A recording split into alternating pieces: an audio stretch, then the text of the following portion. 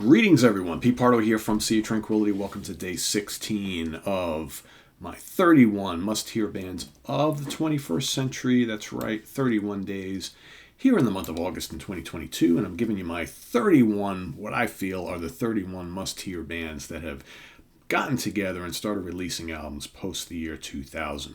So this particular band here on day 16, another really good one. We're going to revisit Sweden once again. Be interesting to see at the end of the month how many bands from Sweden I actually talk about here during this month.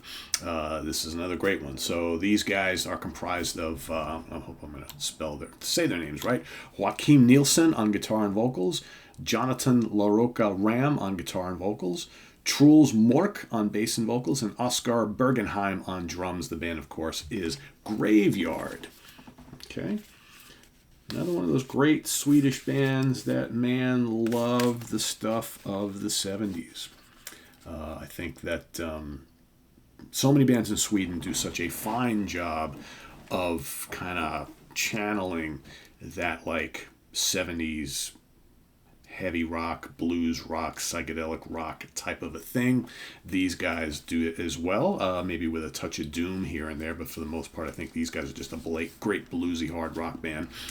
Former members also include Rickard Edlund on bass and Axel Schulberg on drums. So they formed in 2006. Their debut album came out in 2007 on Transubstance Records. That is this one right here. Self-titled Graveyard album.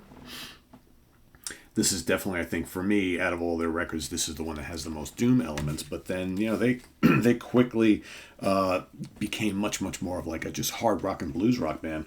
Excuse me, with some psychedelic elements. This is probably by many people considered their classic, Hissing in Blues from 2011. So there was like a four-year break there between albums, and this of course came out on Nuclear Blast here in the States. Then they came out with Lights Out just like a year later, also on Nuclear Blast. So by this point in time, Graveyard is at the time was becoming like one of those kind of must-hear bands at the time. One of the younger bands, bands from Sweden who really were creating quite a stir. They came back with Innocence and Decadence a couple years later, 2015, also on Nuclear Blast. And then, amazingly, they broke up. And that was like, wow. So, we were talking just a couple days ago about the Devil's Blood. It was kind of the similar thing with them. They burst on the scene, lots of people talking about them, and then before you know it, within just a couple years, couple short albums, they broke up, and then, their main driving force committed suicide. But Graveyard, they just said, we're kind of done.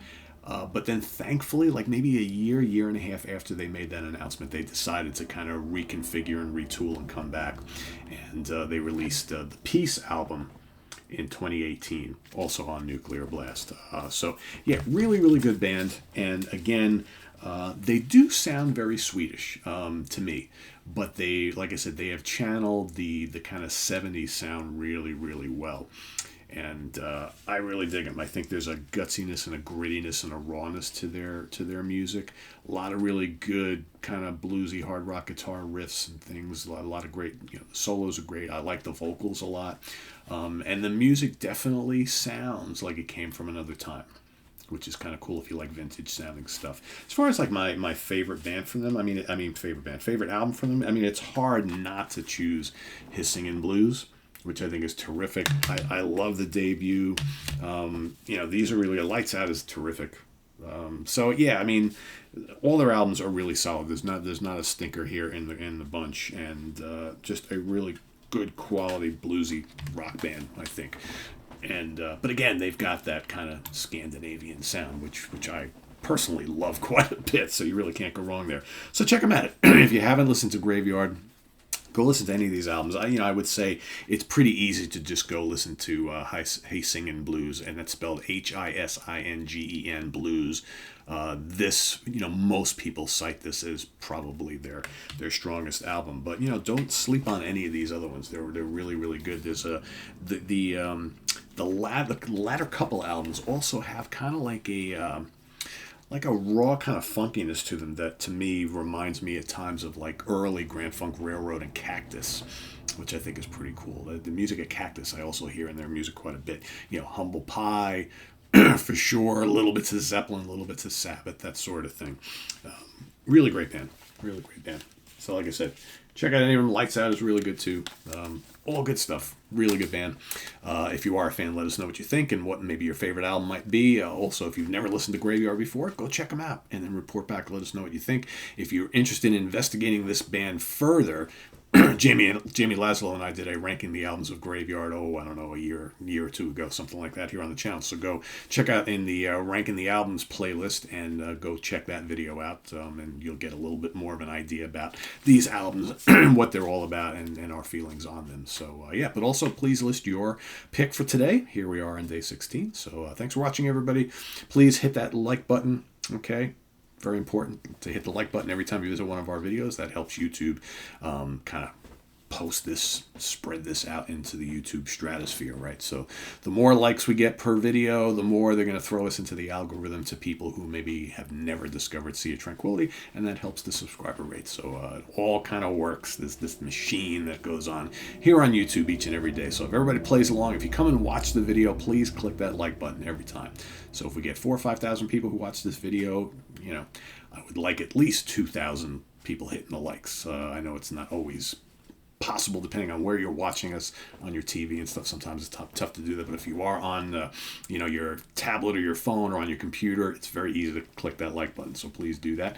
And visit us on the web at www.seatranquility.org. We're on Facebook, we're on YouTube, all together all the damn time. Please also subscribe if you haven't already, and click on that notification bell. And of course down below, down there, we've got the link to our Ko-Fi page for channel donations, as well as our merch page where you can get all sorts of cool Sea of Tranquility shirts, hats, t-shirts, hoodies, all that sort of thing. So lots of great styles and designs and whatnot. So please go investigate that as well. And hopefully we'll see some of you at Sea of Tranquility Fall Fest October 1st, Saturday, October 1st, at the Chance in Poughkeepsie, New York. We've got Vanilla Fudge, we've got Nectar, we've got Pat Travers Band, Sonus Umbra, Epic Tantrum, Andy Powell from Wishbone Ass, Chris Caffrey from Sabotage and TSO, the crew of the Hudson Valley Squares, the crew of In the Prague Seat, Martin Popoff. It's going to be a great time, so please consider getting yourself a ticket and coming out to Poughkeepsie Saturday, October 1st, and join the party. We hope to see you there. I am Pete Pardo. Take care, everybody. Bye-bye.